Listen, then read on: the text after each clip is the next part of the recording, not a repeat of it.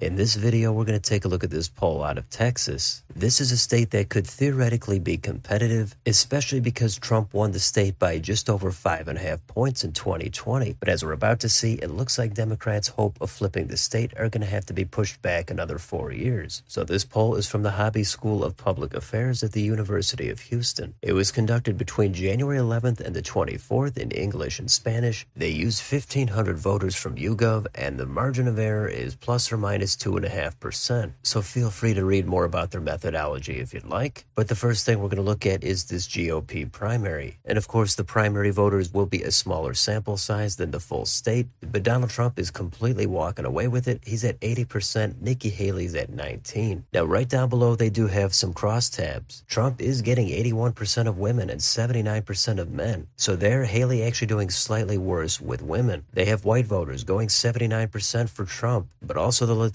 or the Hispanic vote is going 86% for Trump. And we know in Texas, especially in South Texas, the Hispanic vote is vital. As a lot of suburbs have gone left, those voters have gone right, and that's one of the reasons Republicans have still been able to have this state in their column. With the different generations, Haley does a little bit better with Gen X. Trump does slightly better with the oldest voters as well as the youngest. The education breakdown does have the biggest difference. It's not a surprise, but high school or less is going to Trump 91-9.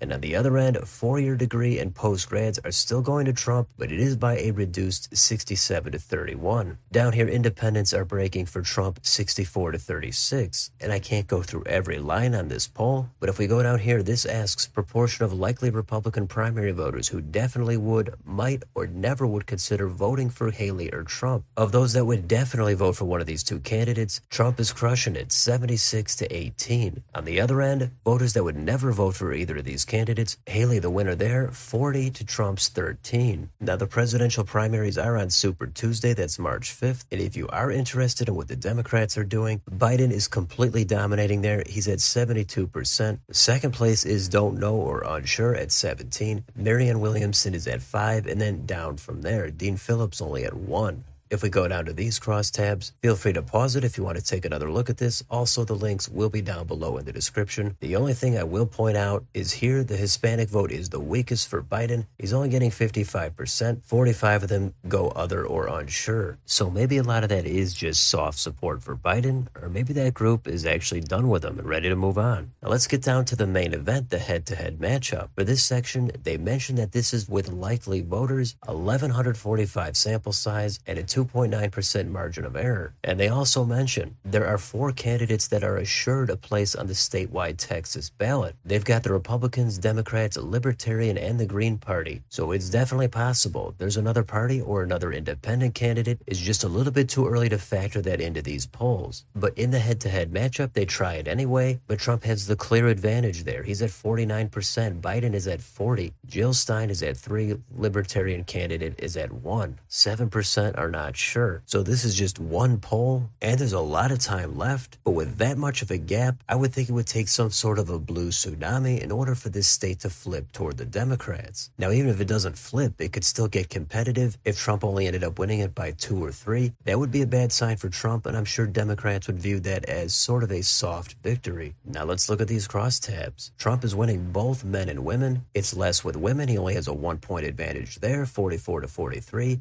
Men, he is up significantly, 53-38. White voters, he's up 57-33. Hispanic voters, he has a 6-point advantage, 47-41. Black voters go hard for Biden at 77-14. With the generational breakdown, Trump leads all of them except the youngest, that's Generation Z. Biden leading there 44-40, but a 4-point lead, that's not a good sign for Biden. Again, it could be soft support, things could change in 6 months, but those are not numbers where Biden wants to be at if he wanted to be competitive in this state. Educational breakdown, Trump leading 59-33 with high school or less. On the other end, Biden has a slim advantage, 45-42 with 4-year degree or post-grads. Biden is getting 90% of Democrats, 2% are going to Trump. Trump is getting 86% of Republicans, and he's losing 4% to Biden. How about independents? We've got 47% breaking for Trump, 27% are looking at Biden. Again, I'm going to scroll down here past some of this data, and if we go down just a little bit further, we've got another specific crosstab about the Hispanic vote. So Trump is losing Hispanic women 40 to Biden's 44, but a 4-point loss is not bad at all if you're Trump. With Hispanic men, Trump is up 55 to Biden's 40. With the different generations, Trump does better with the older Hispanic generation, while Biden narrowly leads 43 to 40 with millennial or Gen Z. The educational breakdown shows a stark difference. Trump is up huge, 62 to 30 with high school or less, and on the other end, again with four-year degree/post-grad, Biden leads 46 to 37. And with independent Hispanics, Trump has the decisive advantage, 53 to 27. All that comes out to Trump with an advantage of 47 to 41. So in addition to the Trump versus Biden matchup, just for fun, they throw in Trump versus Harris. There he expands his lead a little bit more. He's up 52 to 39. And they also throw in Haley versus Biden. There the advantage for the Republicans shrinks. Biden is still similar at 39%, but Haley clocks in at 43% support. Third party and unsure, that rises to 18%. So Nikki Haley talks about being a stronger candidate. There's been some polls that have shown that to be true, but with this poll, it looks like that's not true at all. The only thing that happens with Haley in there is Trump voters suddenly are not sure if they want to actually vote for her. Maybe they come around to her and she still wins big. Maybe some Biden voters cross over, but it's hard to not say that Haley is weaker than Biden in Texas. If we go down here, this asks proportion of Texans who believe Biden and Trump are too old to effectively serve another 4-year term as president. For Biden, 72% say yes, too old. For Trump, it's all the way down to 40. For not too old, Biden only at 22, Trump is at 53. And this poll goes on to ask about certain contentious issues. We've got abortion, guns, the border. I'm going to kind of just gloss over this, but there's a lot of the familiar polarization we'd expect.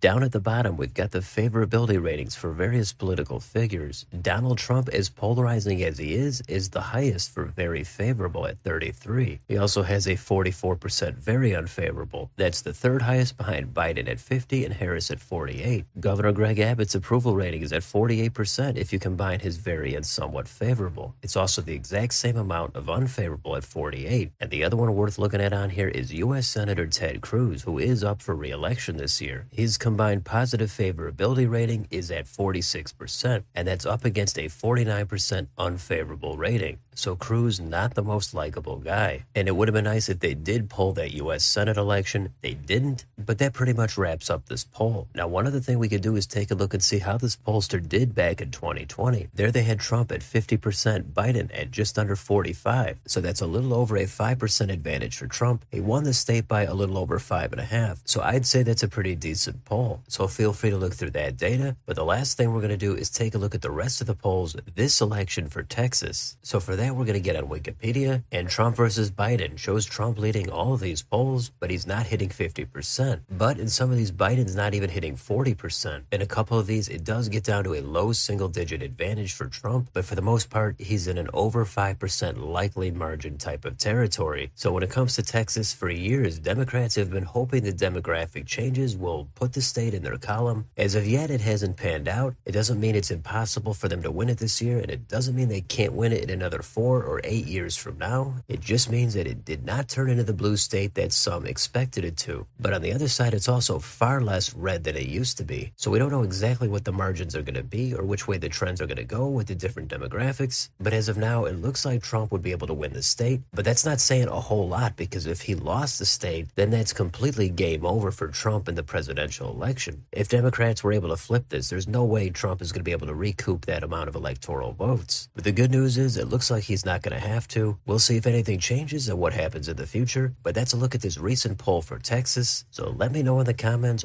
what do you think about this poll? Do you buy it? Do you not buy it? And what's going to happen in Texas? Could it actually be competitive, or is this one going to be in the bag for Trump? Let me know down below. On your way out, don't forget to like, share, and subscribe. Thanks for watching, and I'll see you next time.